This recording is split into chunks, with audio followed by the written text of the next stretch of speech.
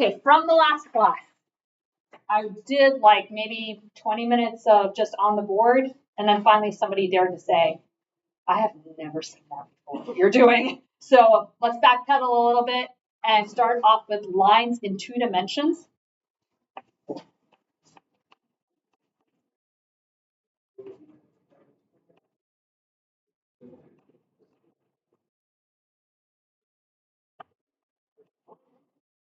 Reimagined. Right, so that's what we're going to start with. So a vector is kind of like a line, isn't it? But it's got a origin point and it's got an end point with an arrow on the end. How do we make that line stretch? What would I have to do? She already covered this with you. How do you increase the, well, yeah, you would be increasing the magnitude. Multiply it by scalar. So she should have told you that. And to shrink it, you would multiply it by something less than 1, a fraction, because you want half that vector. And to make it go in the other direction, you multiply it by negative numbers. So if I took a vector and I started multiplying by lots and lots of big numbers, and I multiply by negative numbers, it's going to stretch that vector in both directions. And I got, what do I got at the end? If I stretch a vector in both directions? A big line. I got a line. So stretching vector. We call that the direction vector.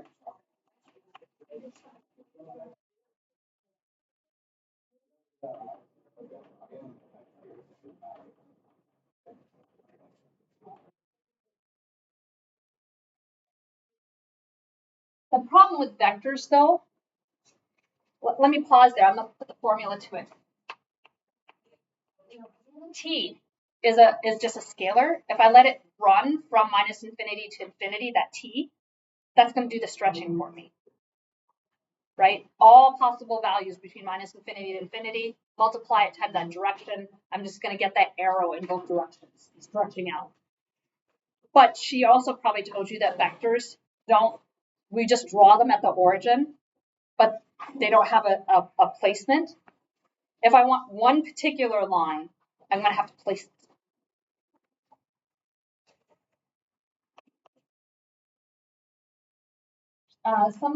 One a cadet was calling it initial vector or something like that.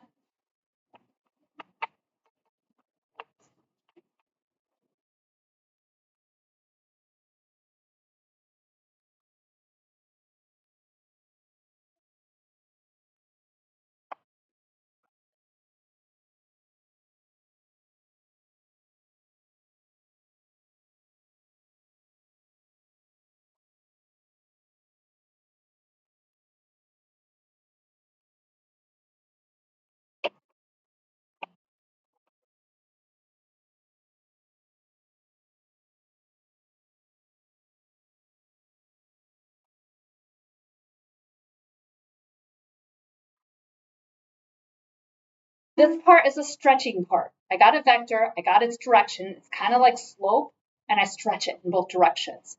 This one places it, forcefully places it. That acts like the y-intercept. It's just a different way to represent it. It's not quite the same thing. This is what we call the vector equation for a line. And what's nice about it, why would someone do this? I'm gonna go with numbers for you in a second, because it's the same formula for 3 dimensions and the same formula for 4 dimensions, which you can't see things anymore, 5 dimensions, n dimensions. It's the same formula. That's why we do it. I asked a class that I taught, I called it Math for Poets. They were students who don't want to go into STEM, and it was the last math class they ever had to take, and they hated math. I asked them what math teachers, what they think math teachers do, and a lot of them put things like confuse students by giving them multiple ways to do the same thing. I'm not trying to confuse you. It's actually easy. We should have never done y equals mx plus w. We should have started out with vectors. Okay, let's put some numbers to this so you can see an example.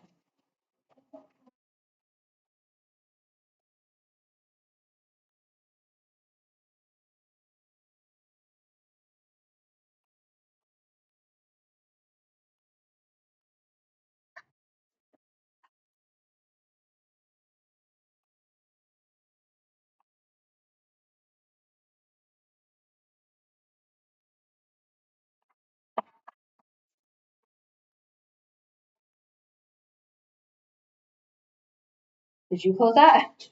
Somebody else closed it? Okay. So this is the position, and this is the direction, and this is the t. This is the scalar.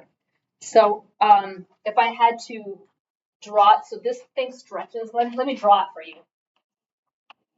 Here is 1, 2, 3, 1, 2, 3, 4.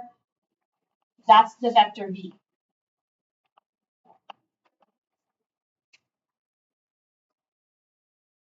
That you know how to do. 1, 3 is this same vector. If I position it at 1, 3, 1 is over here, 3 is over here. That's your P0. I just pick up that vector and move it and force it to go through this line. The stretching part is taken care of by T. The P0 forces it up to be here. And that's your POT. That's what's happening.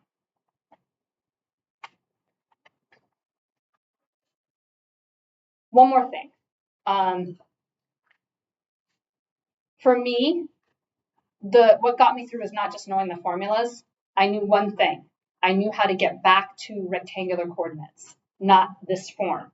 Once the teacher showed me that, I'm like, I'm not listening to anything you have to say because it's really weird. I'm just going to do the stuff the way I know how to do it. Don't do that. It becomes really hard. But it also like makes you understand like what it is. So only use it for understanding. So let me draw this out.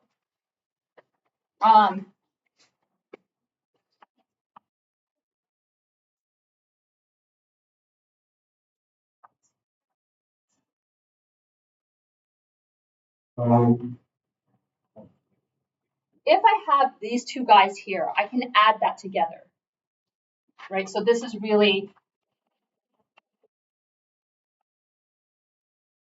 1 plus 3t, 3 plus 4t.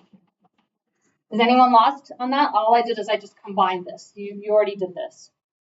And I could pull it out each component. So my x of t is 1 plus 3t, and my y of t is 3 plus 4t. And then I could just make a little table.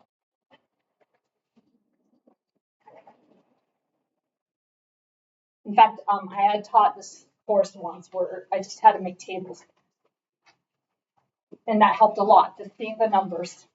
So if I make a table, instead of just x and y, I'm going to put t here, x, which was 1 plus 3t, and the y, which was 3 plus 4t. I could plug in numbers for t, and then get a number here. What would I get if I plugged in 0 for t? 1. 1. And here? 3. Pick another number. Pick another number for t. 3. All right, let's do 3. And then what would I get here? Fish. And here? 15.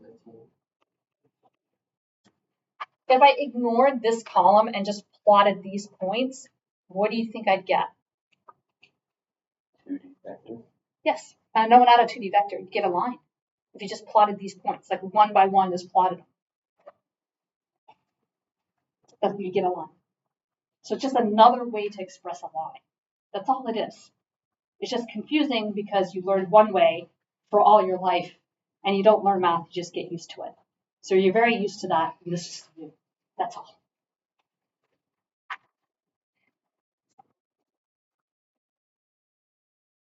I am going to have you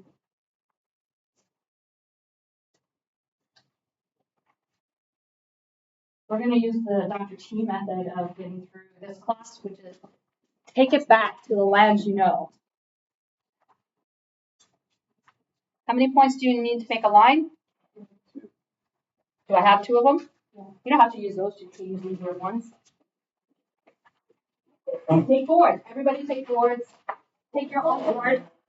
I asked you to take your own board. I know that it's different than probably what Major Colgan does. I do it to see if you don't understand something. I'm really proud of the fact that my students learn everything, all of them do. And so if you're missing something, I come to you. Say, I know that you're missing something. Can I help you? I keep tapping on you to ask you if I can help you. And you're like, I become annoying, and you're like, finally, I just have to learn my math. Go away.